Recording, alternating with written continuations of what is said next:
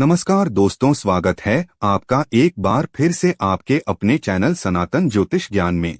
दोस्तों, साल 2023 की सबसे बड़ी अधिक मास पूर्णिमा साल के अगस्त में पड़ने वाली अधिक मास पूर्णिमा को सबसे बड़ी और सबसे खास पूर्णिमा माना जा रहा है। 1 अगस्त को पड़ने वाली पूर्णिमा पर कई दुर्लभ संयोग बन रहे हैं। ऐसे में इन 2 जगहों पर चुपचाप 2 दीपक जलाकर छोड़ दें। इससे मृत्युदंड, पितृदोष, महाकाल सर्प दोष, नजर दोष, शनि दोष, राहु दोष सब कुछ होगा खत्म। किस्मत पर लग जाएंगे 4 चांद, महालक्ष्मी दौड़ी दौड़ी चली आएगी। कंगाल भी होंगे धनी। दोस्तों, आज हम आपको बताएंगे दीपक जलाने के कितने ज्यादा फायदे आपको अपने जीवन में मिलते हैं और किस प्रकार आपको दीपक जलाना चाहिए। कौन सी दिशा में, जिससे आप बहुत ज्यादा तरक्की प्राप्त कर सके और अपने जीवन में सभी बाधाओं को खत्म कर सके। सबसे पहली बात तो आपको ध्यान में रखनी चाहिए कि अपने घर के मंदिर में रोजाना ही आपको दीपक जलाना चाहिए। कभी भी ऐसा नहीं होना चाहिए कि आपने दीपक ना जलाया हो, क्योंकि घर के मंदिर में रोजाना दीपक जलाना बहुत ही जरूरी होता है। इसी से आपके घर से सभी नेगेटिव एनर्जी है। अगर आप कोई भी दीपक नहीं जलाती हैं घर के मंदिर में या फिर अपने घर में शाम के समय, तो इससे आपके घर का वातावरण बहुत ज्यादा नेगेटिव तो होता ही है। आपके घर की परेशानी भी बहुत ही ज्यादा बढ़ने लगती है। घर का जो मुखिया होता है उसे बहुत ज्यादा ही मेहनत करनी पड़ती है। इसकी वजह से परेशानी, डिप्रेशन और टेंशन में घर का मुखिया पहुंच जाता है। शाम का समय हिंदू धर्म में बहुत ही ज्यादा महत्वपूर्ण माना जाता है और जो लोग शाम के समय कभी भी घी का दीपक या फिर तेल का दीपक अपने घर में नहीं जलाते हैं तो उनके घर में हमेशा ही मुसीबत बनी रहती है। यानी कि एक मुसीबत से निकलते हैं तो दूसरी मुसीबत में उससे पहले ही फंस जाती है और हमेशा ही धन की समस्याएं, परेशानियां बढ़ती रहती है। उनके जो बच्चे होते हैं वो भी उनके खिलाफ होने लगते हैं। उनका कहना बिल्कुल भी नहीं मानते हैं। इसी तरह से घर का पूरा माहौल ही दुखपूर्ण होने लगता है। काफी लोग इन चीजों को मानते भी हैं, लेकिन जानते हुए भी उपाय नहीं कर पाते हैं और भूल जाते हैं। उन्हें इन चीजों से होने वाले नुकसान के बारे में पता नहीं होता है। इसीलिए रोजाना आपको एक घी का दीपक या फिर तेल का दीपक जलाना बहुत ही जरूरी होता है। अगर आप नहीं जला सकते हैं तो कोई और व्यक्ति भी आपके घर में दीपक जला सकता है, लेकिन रोजाना दीपक जलाना बहुत ही जरूरी होता है। इसी से आपकी सभी नेगेटिव एनर्जी से हमेशा बाहर रहती है। दोस्तों, शाम का समय ऐसा होता है जिस समय नकारात्मक ऊर्जाएं बहुत ही ज्यादा प्रबल होती है और आपके घर में प्रवेश कर जाती है। ऐसे में अगर आप घर में या घर के मंदिर में दीपक नहीं जलाते हैं तो नेगेटिव एनर्जी ही ज्यादा परेशान करती है। आपके सभी काम बिगाड़ने लगती है। जिस समय सूरज डूब जाता है उसी समय ये नेगेटिव एनर्जी ज्यादा प्रबल हो जाती है। उसी समय आपको मुंह हाथ पैर धोकर दीपक जलाना चाहिए। अगर आप खुद नहीं कर सकते हैं तो कोई और व्यक्ति भी आपके लिए ऐसा कर सकता है। दोस्तों, अब जिस घर में बहुत सारे लोग बीमार रहते हैं या फिर बीमारी कभी भी ठीक नहीं होती है तो ये भी एक संकेत होता है कि आपके घर में बहुत ही ज्यादा नकारात्मक ऊर्जाएं हैं, जो परेशानियों को, बीमारियों को, मुसीबतों को बहुत ही ज्यादा बढ़ा रही हैं। इन सभी चीजों को खत्म करने के लिए आपको अपने घर में जब सूरज ढल जाता है तो उस समय घी का दीपक या फिर सरसों के तेल का या फिर तिल के तेल का दीपक भी पूर्व दिशा में आप जला सकते हैं। लेकिन रोजाना इन चीजों को करना बहुत ही जरूरी है, तभी आपको इसके लाभ मिल पाती है। अगर आपके घर में धन से जुड़ी समस्याएं, नौकरी, व्यवसाय से जुड़ी हुई कोई भी समस्याएं हैं, अगर ऐसी समस्याएं बहुत ही ज्यादा होती है तो आपको अपने घर के उत्तर दिशा में रोजाना ही घी का दीपक जलाना चाहिए। इससे एक भी दिन आप मिस ना करें। अगर आप रोजाना उत्तर दिशा में घी का दीपक जलाते हैं तो इससे आपकी धन से जुड़ी हुई समस्याएं खत्म हो जाती है। जिन लोगों को नौकरी नहीं मिलती है तो उनको भी नौकरी मिलने लग जाती है, और अगर वही व्यक्ति जिसको परेशानी है और वहीं अगर रोज दीपक जलाता है तो इससे मिलने वाले फायदे और भी ज्यादा हो जाती है। शाम के समय घी का दीपक या फिर तेल का दीपक जलाना बहुत ही जरूरी होता है। आप कभी भी इन चीजों को नजरअंदाज ना किया करें, क्योंकि इन्हीं से आपके जीवन में परेशानियां बढ़ जाती है और आपको मुसीबतों का सामना करना पड़ सकता है। आपको ये जानकर हैरानी होगी कि जो भी घी का दीपक आप जलाते हैं, उससे जो निकलने वाली ऊर्जाएं होती है, वो आपके घर में जब फैलती है तो इससे घर का माहौल एकदम से सुख में बनने लगता है, यानी कि पॉजिटिव होने लगता है। घर के सभी लोग शांति से रहने लगते हैं। इसी प्रकार से जो तेल का दीपक होता है, ये भी जब जलता है तो इससे आपके आसपास जितनी भी नकारात्मक ऊर्जाएं हैं वो खत्म हो जाती है, क्योंकि इन दीपकों से निकलने वाली जो ऊर्जाएं होती है, धुआं होता है, वो नेगेटिव एनर्जी निकालता है और आपके आसपास की एनर्जी को पॉजिटिव बनाता है। तो ये बहुत ही जरूरी चीजें हैं। शाम के समय कभी भी आप इन चीजों को कभी मिस ना किया करें, तभी आप अपने जीवन में सफलता पा सकते हैं और आपकी जितनी भी मनोकामनाएं हैं वो भी पूरी होती है। दोस्तों, हम अपने घर के पूजा घर में पूजा पाठ करते हैं और मूर्ति आदि रखते हैं। दोस्त, मूर्ति का क्या महत्व होता है, आज हम आपको इस वीडियो के माध्यम से बताने वाले हैं। जिस घर के पूजा घर में एक साथ ये दो मूर्ति होती है, वहां पर बनता है राजयोग और दुनिया आपके कदमों में आ जाती है। कहने का तात्पर्य ये है कि आपको सर्व सुख प्राप्त हो जाता है, जिसकी आपने कल्पना की है, जिसकी आपने मनोकामना मांगी है। दोस्तों, घर के पूजा घर में हम पूजा करते हैं, पूजा पाठ करते हैं और पूजा पाठ के माध्यम से कुछ चीजें देखने और मनाने आदि का प्रयत्न करते हैं, ताकि हमें उस पूजा का फल प्राप्त हो जाए और हम उसी अनुरूप घर के अंदर मूर्ति आदि लगवाते हैं, ताकि हम उन देवी देवताओं का सुंदर मुख देख सके और उनका आशीर्वाद प्राप्त कर सके। लेकिन दोस्तों, अगर हम अपने घर के पूजा घर में इन मूर्तियों के साथ अन्य मूर्तियां भी रखते हैं तो निश्चित तौर पर हमारी किस्मत बदल जाती है और देखते ही देखते हमारे जीवन के अंदर की सारी कंगाली समाप्त होने लगती है। दोस्तों, बात करते हैं उन मूर्तियों के बारे में कि आखिर कौन सी दो मूर्तियां एक साथ में आपको रखनी चाहिए ताकि उसका सच्चा सर्वसुख आपको प्राप्त हो सके। और सबसे पहले अगर हम किसी मूर्ति की बात करें तो दोस्तों, अगर आप श्री कृष्ण के भक्त हैं और बाल गोपाल की मूर्ति रखते हैं, तब आपको भगवान श्री कृष्ण के साथ माता रानी राधा जी की मूर्ति भी आपको जरूर रखनी चाहिए। दोस्तों, या भगवान कृष्ण की अगर आपके घर में तस्वीर है तो उसके साथ राधा जी की भी तस्वीर संयुक्त जोड़े के रूप में आपको लेकर आनी चाहिए।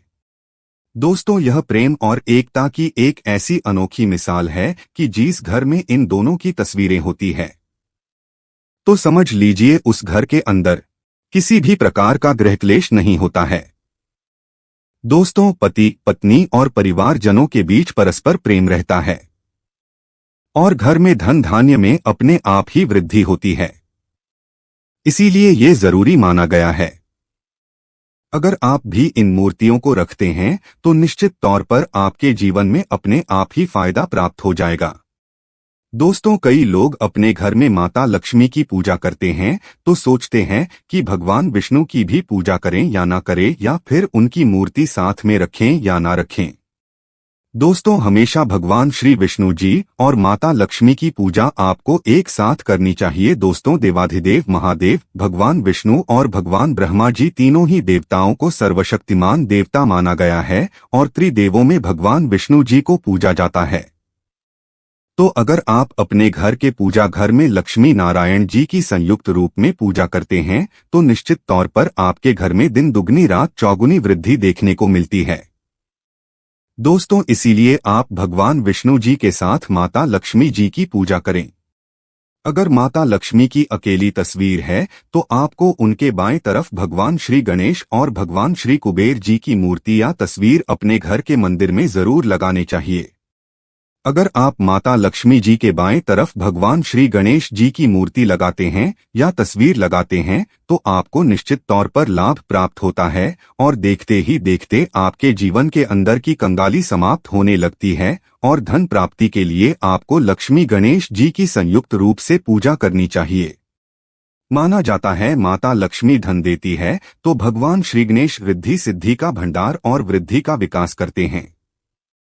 इसी वजह से इनकी पूजा बहुत जरूरी मानी गई है। दोस्तों, कई लोग पूछते हैं कि अपने घर में हनुमान जी की तस्वीर या मूर्ति रखें या ना रखें, या उनकी पूजा करें या ना करें। दोस्त, तो आपको निश्चित तौर पर हनुमान जी की अन्य देवी देवताओं के साथ में भी आप मूर्ति या तस्वीर रख सकते हैं।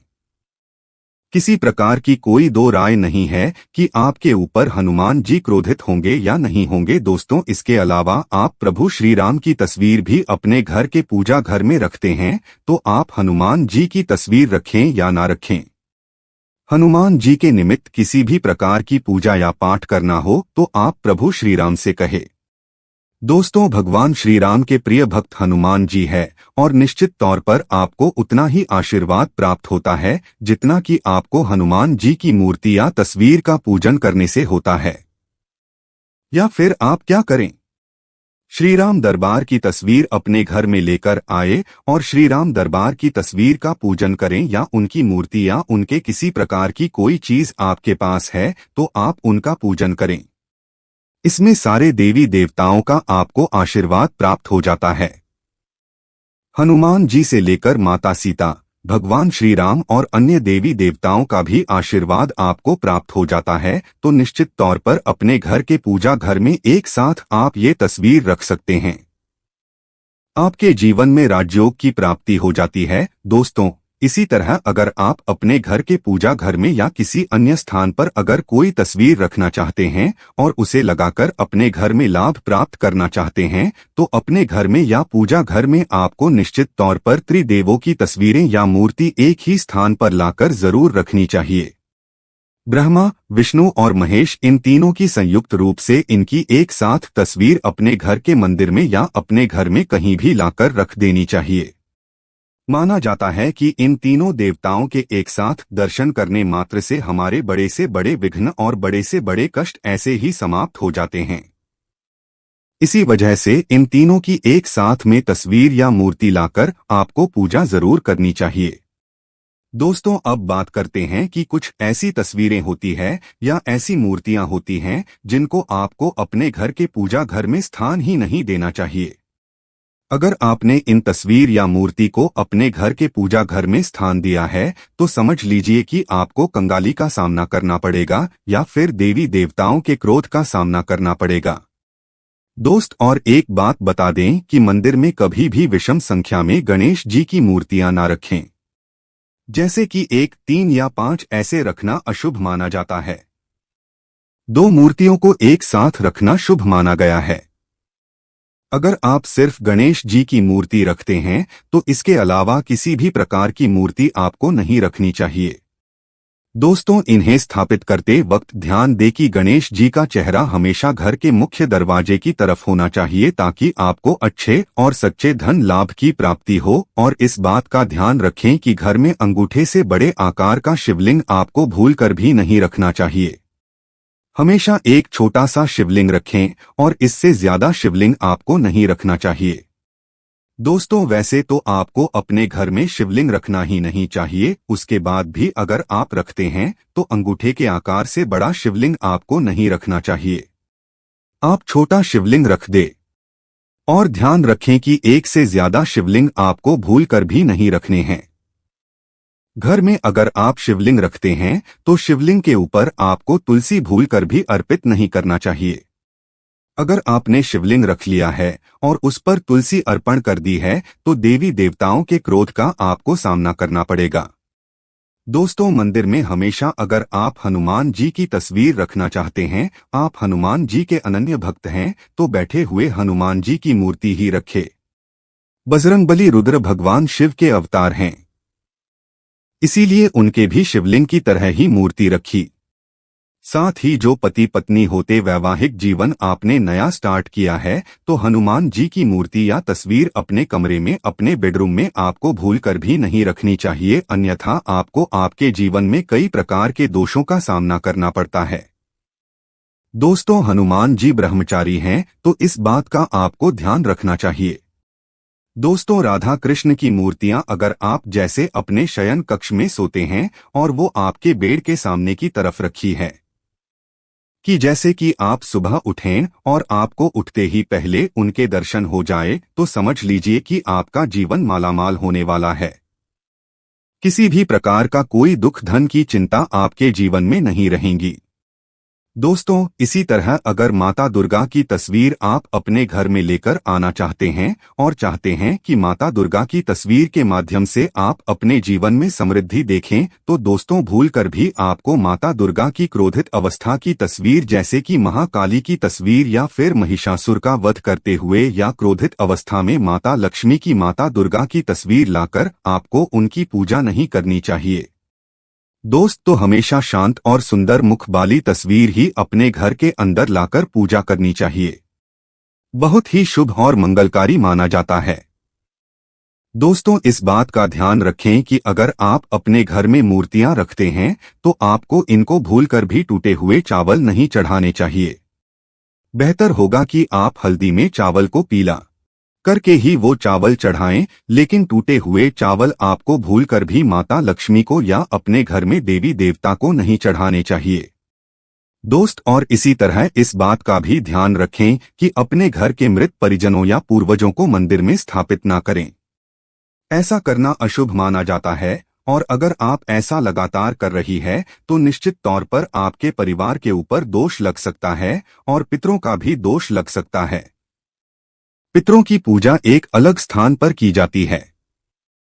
घर के मंदिर में उनको स्थापित नहीं किया जाता है। दोस्तों, इसी तरह भगवान भैरव की तस्वीर या भगवान शनिदेव की राहु केतु के इस प्रकार की तस्वीरें अपने घर में ही नहीं लेनी चाहिए। प्रतीकात्मक रूप से आप घर के पानी रखने के स्थान पर उनकी पूजा कर सकते हैं, क्योंकि इनकी साधना तंत्र मंत्र और विशेष महत्व द्वारा की जाती है। घर के अंदर आप ऐसे ही इनकी पूजा पाठ आप नहीं कर सकते हैं। इनकी पूजा पाठ में अगर किसी प्रकार की कमी रह जाती है तो उनको बहुत ज्यादा क्रोध आ जाता है। इनके क्रोध का आपको सामना करना पड़ता है। इसी वजह से आपको इस प्रकार की तस्वीर या मूर्ति या अपने घर के अंदर नहीं रखना चाहिए। और जो पहले हमने आपको बताया उस प्रकार की तस्वीरें तो निश्चित तौर पर आप रखकर अपने जीवन में फायदा प्राप्त कर सकते हैं। दोस्तों, अगर आप भगवान शिव से प्यार करते हैं तो कमेंट बॉक्स में लिखें हर हर महादेव, ओम नमः शिवाय, जय शिव शंकर। एक लायक तो बनता है।